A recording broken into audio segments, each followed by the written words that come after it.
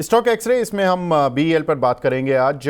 इसके शेयर का प्रदर्शन देखें तो शेयर का प्रदर्शन 18 फरवरी को ये शेयर करीब 240 रुपये था और 7 अप्रैल को आते आते ये शेयर एक बार 18 फरवरी से लेकर मार्च के बीच में इसने थोड़ा सा स्पाइक लेने की कोशिश की, लेकिन फिर 7 अप्रैल को 256 रुपये का भी लो बनाया और उस जो 256 रुपये का जो इसने नया एक लेवल टेस्ट किया वहाँ से इसने मुड़कर नहीं देखा। तो इस 7 अप्रैल इसलिए काफ़ी इंपॉर्टेंट है। 18 फरवरी इसका जब 340 का हाई था, अगस्त सितंबर में जो ज़्यादातर शेयर्स के लगे थे वहाँ से गिरता हुआ चला गया था, तो 18 फरवरी को 240 आ गया था। लेकिन अप्रैल के स्तर से अब ये काउंटर 50% ऊपर है। लगभग एक सवा महीने में ये काउंटर 1.5 महीने में 50% ऊपर आ चुका है। शेयर अपने ऑल टाइम हाई पर ट्रेड कर रहा है ऑलमोस्ट। शेयर में इतनी तेज़ी क्यों आई? एक तो अब कल ही एक खबर आई कि सेंसेक्स में शामिल हो रहा है तो मोमेंटम मिला।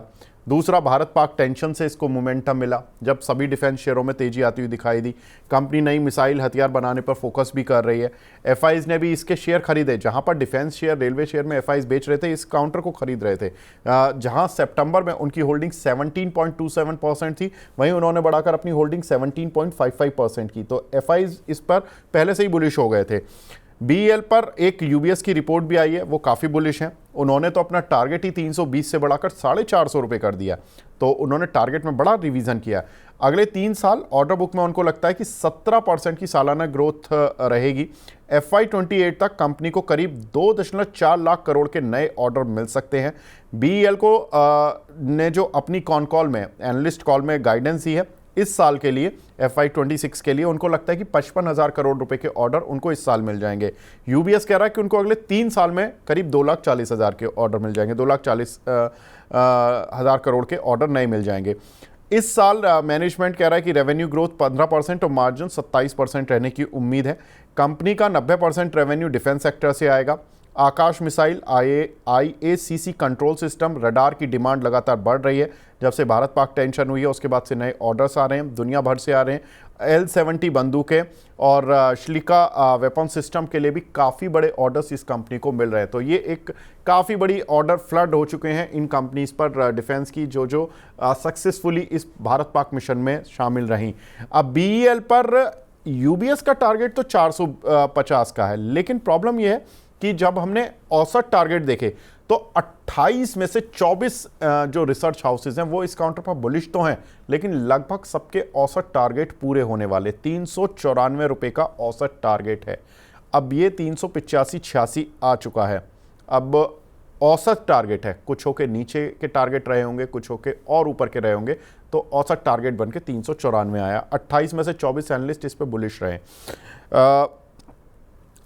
लवलेश सर, कैसे देखें इस काउंटर को? आपकी क्या राय है कि 394 औसत टारगेट और 385 की रेंज आ चुकी है, काउंटर 50% चल चुका है, ऐसे में क्या सोच होनी चाहिए?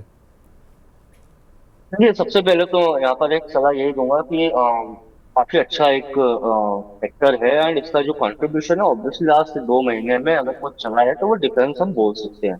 पर जब स्टॉक 50% चल जाता है और स्टॉक अभी इसके मार्कअप फेज में है, तो यहाँ से अगर 50% चल रहा है और 10-12% की और तेजी आ जाएगी तो कोई बहुत बड़ा इसमें मतलब मोमेंटम नहीं हो जाएगा, वो ऑब्वियसली स्टॉक रिफ्लेक्ट कर रहा है अमूमन मार्कअप फेज। और मैं बोलता हूँ कि इतनी तेजी के बाद जो फोमो क्रिएट होता है, जो एक इन्वेस्टर का रहता है कि रोज स्टॉक बिल्कुल। के भाव देखता है, आज और 2% बढ़ गया, आज और 3% बढ़ गया, तो वो जब तक के डिसीजन लेता है तक वो टॉप पे खरीद लेता है। और होता यही है कि HCL में जैसे निवेशक ऊपर के लेवल में फंसे थे और फिर स्टॉक कंसोलिडेशन में गया था, तो स्टॉक वर्टिकल रैली दे रहा है पर उसमें कंसोलिडेशन आएगा, एक जोन बनेगा, एक अपॉर्चुनिटी अपने आप उभर कर आएगी। तो यहाँ पर जो इवेंट ड्रिवन रैली है वो ज्यादा चलती नहीं है और ऑब्वियसली वॉर की वजह से हुआ है। तो ओवरऑल सेक्टर की बात करूं तो अभी जो इंडिया और पाकिस्तान का हुआ है वो सेक्टर के लिए एक तरह से प्रदर्शनी थी कि इस सेक्टर में आने वाले 5 साल 10 साल में बढ़िया तेजी देखने को मिलेगी। पर शॉर्ट टर्म में मुझे लगता है कि आप अभी वेट करिए, स्टॉक को करेक्ट होने चाहिए 10 से 12% की भी अगर इसमें हमको करेक्शन आती है नीचे में 355 से लेकर बिल्कुल। 360, बिल्कुल वहां पर निवेश करें। ठीक है। अंशुल जी, आपकी राय इस काउंटर पर, क्विक टेक सर। सर आपको याद होगा डिफेंस में एक ही स्टॉक मेरे को पसंद था, BEL 375 का टारगेट था, कंप्लीट हो गया है। अब यहाँ से कंसोलिडेशन आते हुए दिख रही है, तो मेरे हिसाब से प्रॉफिट बुक करके एग्जिट कर लेना चाहिए। मूविंग एवरेज कैचअप का वेट कीजिए, उसके बाद ही कोई नया ट्रेड बनेगा। फिलहाल बुक करके एग्जिट कर लेंगे तो ज्यादा फायदे में रहेंगे। दूसरा स्टॉक सर, 1 मिनट समय देंगे। एंजल वन 3014 का टारगेट अपन ने डिस्कस किया था, पिछले 8-9 दिन से अपन डिस्कस कर रहे हैं। लगभग 2500 पे अपन ने डिस्कस किया था कि ब्रेकआउट आया है, 3014 जाएगा। 3004 का हाई बन गया है, तो 80% प्रॉफिट बुक करके एक बार निकल जाना चाहिए। बल्कि मैं होता तो मैं पूरा ही बुक कर लेता, क्योंकि आप 10 रुपए और रह गया, मैं उसके लिए वेट नहीं करता। सर सर आप ही हैं तो बिल्कुल एंजल वन में प्रॉफिट बुक कर लेंगे। और आई रिमेंबर आपने 2400-2500 की रेंज पर ये काउंटर दिया था, और BEL में भी प्रॉफिट बुक करने की सलाह। तो ये BEL जो कि आज हमारा स्टॉक एक्सरेज, जहां पर कि प्रॉफिट बुक करने की सलाह हमारे दोनों ही एनालिस्ट की तरफ से कि ठीक है अभी फिलहाल इसमें नहीं घुसना है, कोई नीचे करेक्शन आएगी तब हम इस काउंटर को रिव्यू कर लेंगे। रिपोर्ट्स पॉजिटिव है, लेकिन रिपोर्ट्स पॉजिटिव होने से बहुत ज़्यादा अब लालच नहीं करना, क्योंकि काउंटर काफ़ी तेज़ी से मूव ऑलरेडी कर चुका है। अब चलने से पहले इस समय मार्केट में लोग छोड़ना ही नहीं चाह रहे हैं। इस समय लोग लगातार सवाल इतने पूछ रहे हैं कि क्या ही करें। अंशुल जी, आर पावर, दीपक सिंह जी पूछ रहे हैं 32 के प्राइस के लिए हुए हैं, क्या करना चाहिए? सर आर पावर आज काफ़ी 8-10% ऊपर आ चुका है, इसमें क्या है आपका व्यू? ब्रेकआउट दिया है, स्टॉक को एक बार होल्ड करना चाहिए। ऊपर में 57-58 रुपए मिल सकता है। ठीक है। और एक और सवाल है सर, 50,000 रुपये हैं, एक दर्शक हैं शॉर्ट टर्म के लिए, वो पूछ रहे हैं कोई स्टॉक बता दीजिए। अंशुल सर बता दीजिए।